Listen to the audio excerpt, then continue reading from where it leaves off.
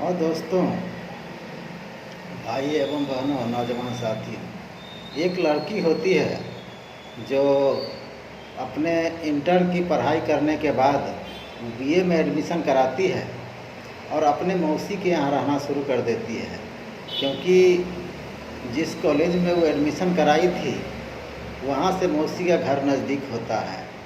उसकी उम्र है 22 साल, जिसकी नाम है मानसी पांडे, और उसके पिताजी का नाम है राम सागर पांडे। तो ये उत्तर प्रदेश के हरदोई जिला का एक थाना पड़ता है, बेहटा गोकुल थाना, और उसी थाना के अंतर्गत एक किलगामा गांव है। उसी गांव की रहने वाली लड़की जो मानसी पांडे है, जिसकी उम्र 22 साल है, वो अपने मौसी के यहाँ रहना शुरू कर देती है। और एक दिन उसके साथ ऐसा होता है जिसको आप कल्पना भी नहीं कर सकते हैं। तो इसी प्रकार के मैं कहानी सुनाने जा रहा हूँ। वीडियो में अंत तक बने रहें, और आप लोग नए हैं तो चैनल को कृपया सब्सक्राइब कर लीजिए और लाइक शेयर कर दीजिए, ताकि मेरा भी हौसला आपके प्रति बुलंद होता रहे। तो इसी प्रकार के कहानी सुनाने जा रहा हूँ। जो मानसी पांडे है अपने मौसी के यहाँ रहना शुरू कर देती है, और उसके साथ एक दिन ऐसा होता है जिसको सोचकर आपको पैरों तले ज़मीन खिसक जाएगी। तो जिसके वहाँ रहते हैं वो उसका मौसा है, जिसका नाम है मणिकांत द्विवेदी। उसकी उम्र है 45 साल, और उसका धंधा है जैसे कि आरओ के पानी जैसे सप्लाई नहीं करता है गांव घर में, घर घर पहुंचाता है, तो उसी प्रकार से धंधा करते रहते हैं। और मानसी है अपने टाइम टेबल से अपना कॉलेज में जाती है और अच्छी पढ़ाई लिखाई करती है। ये लड़की इतना देखने में खूबसूरत है और पढ़ने लिखने में भी तेज है, और हर काम में ये चंचल है। तो इसी प्रकार से उसका धंधा लगातार चलते रहता है। और एक दिन ऐसा होता है कि कोई गांव समाज में या किसी शहर में कोई त्यौहार आता है। वही त्यौहार होने के कारण उस शहर में पानी की डिमांड थोड़ा ज़्यादा हो जाती है। तो इसी प्रकार से जो इसका जो मणिकांत द्विवेदी है मौसा जी, वो मानसी से बोलता है कि मानसी, आज तुम हमारे साथ चलो घूमने के लिए, थोड़ा काम ज़्यादा है। तो मानसी इसके साथ चली जाती है। चली जाने के बाद 4 बजे का टाइम रहता है, और जगह जगह पानी सप्लाई करने के कारण लगभग रात के 10 बज जाते हैं। 10 बजने के बाद मानसी और मणिकांत द्विवेदी जो है एक होटल में जाते हैं और खाना पीना खाते हैं। और खाना पीना खाने के बाद मानसी से मणिकांत द्विवेदी बोलता है कि इसे चलो आज यहीं रह जाते हैं, जहाँ पर आरओ का पानी सप्लाई होता है उसके पास भी एक रूम है। तो मानसी बोलती है, इस रूम में कैसे रहेंगे, घर पर चलिए। तो मणिकांत द्विवेदी बोलता है, दिक्कत क्या है, यहाँ भी घर है वहाँ भी घर है। और मणिकांत द्विवेदी है मानसी को समझाता है कि एक दिन की बात है, यहीं पर सो जाओ, 10 बज रहा है, 4 बजे से काम धाम शुरू हो जाता है। तो मानसी बोलती है चलो ठीक है। जैसे ही सोने के लिए जाते हैं, कुछ ही देर के बाद जो मणिकांत है उसके शरीर पर पैर रखना शुरू कर देता है, और बोलता है कि वाकई में मानसी तुम बहुत सुंदर हो, तुम बहुत अच्छी हो। तो इस पर मानसी मुस्कुरा देती है और बोलती है थैंक यू। इसके बाद जैसे ही मणिकांत है उसके देह पर हाथ रख के अपना कुछ अंग को सहलाना शुरू कर देता है। तो मानसी बोलती है कि ये सब क्या कर रहे हैं मौसा जी, ये सब अच्छा नहीं है। हम कौन है और आप कौन हैं, ये सब हमको पसंद नहीं है। लेकिन मणिकांत द्विवेदी जो है वो बोलता है कि तुम शांत रहो, इसमें दिक्कत क्या है, और किसी को बताओगे तो बेइज्जती तुम्हारी भी होगी और हमारी भी होगी। इसके चलते जो कहते हैं आराम से करो। इसके बाद धीरे धीरे मानसी के शरीर से एक एक कपड़ा उतार देता है और पूरा नग्न अवस्था में होने के बाद मणिकांत है उसके साथ अपना संबंध बनाता है। आखिर वहाँ पर कोई था ही नहीं, मानसी अकेले क्या कर सकती थी। और जब एक बार ये संबंध बन जाता है तो ये रुकने का नाम ही नहीं लेता है। और डेली इसी प्रकार से मानसी को अपना गाड़ी में बैठा के पानी की सप्लाई करवाते हैं और रात में उसके साथ संबंध बनाते हैं।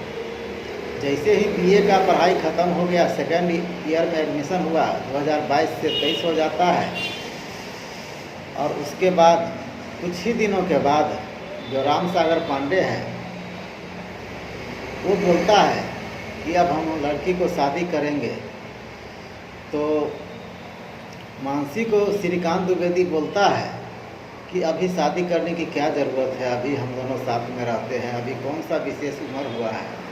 तो मानसी बोलती है कि ये बात तो हमारे परिजन जो गार्जियन है, हमारे पापा है, यही सब न जानेंगे, हम अपने मन से तो कुछ कर नहीं सकते हैं।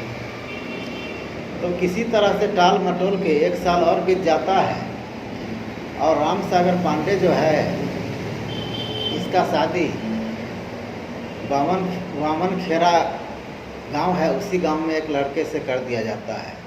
उसके बाद मानसी अपना घर चली जाती है और श्री मणिकांत द्विवेदी जो है अपना घर में अपना एक कर्मचारी को रख के अपना पानी की सप्लाई करवाते हैं।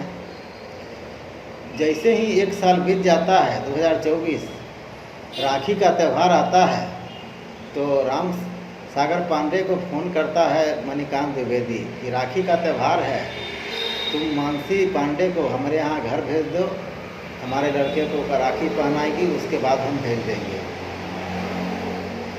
तो ये बात सुन के रिलेशन वाली बात है, राम सागर पांडे समझ जाते हैं कि कोई दिक्कत नहीं है, पर्व त्यौहार का समय है, चली जाएगी। उसके बाद राम सागर पांडे मानसी को पहुंचा दिया जाता है और राखी उखी बांध के फिर किसी काम से राम सागर पांडे जो है लखनऊ चला जाता है। और उसी बीच में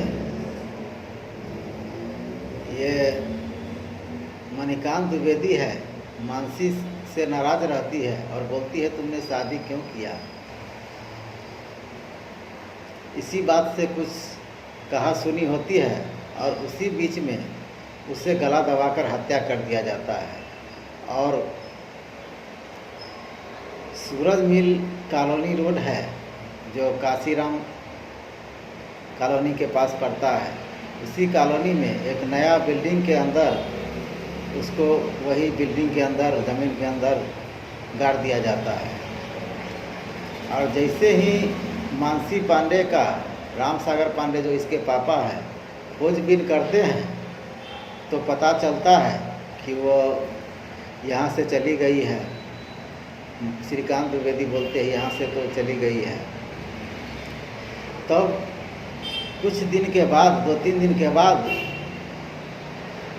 मुझे लोहार थाना पड़ता है, उसके मौसा जहाँ पर रहते हैं उस थाना के अंतर्गत वो कंप्लेन करते हैं, गुमशुदगी का रिपोर्ट करते हैं और उसका मोबाइल का CDR निकाला जाता है। तो पता चलता है कि इसका मोबाइल रायबरेली ज़िले में है। तो पुलिस सोचता है कि रायबरेली में इसका मोबाइल कहाँ से चला गया, लेकिन ये मणिकांत द्विवेदी है, अपना बचने के लिए इसका मोबाइल किसी बस में जानबूझ के छोड़ दिया था। लेकिन शक करते करते पुलिस मणिकांत द्विवेदी के पास आता है और उससे पूछताछ करता है, लेकिन पुलिस को इधर उधर की बातें बताने लगता है।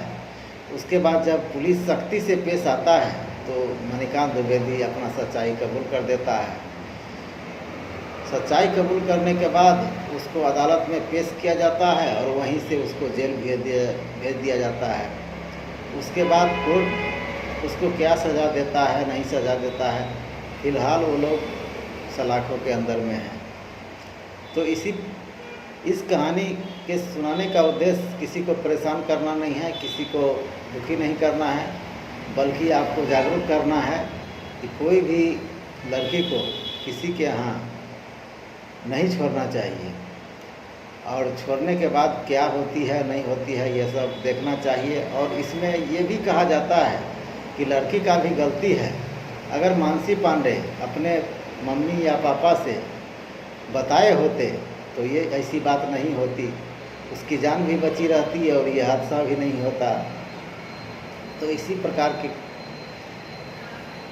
ये कहानी मैं सुना रहा हूँ। तब तक के लिए धन्यवाद। जय हिंद, जय भारत। फिर हम कल चलते हैं अगली वीडियो में कल।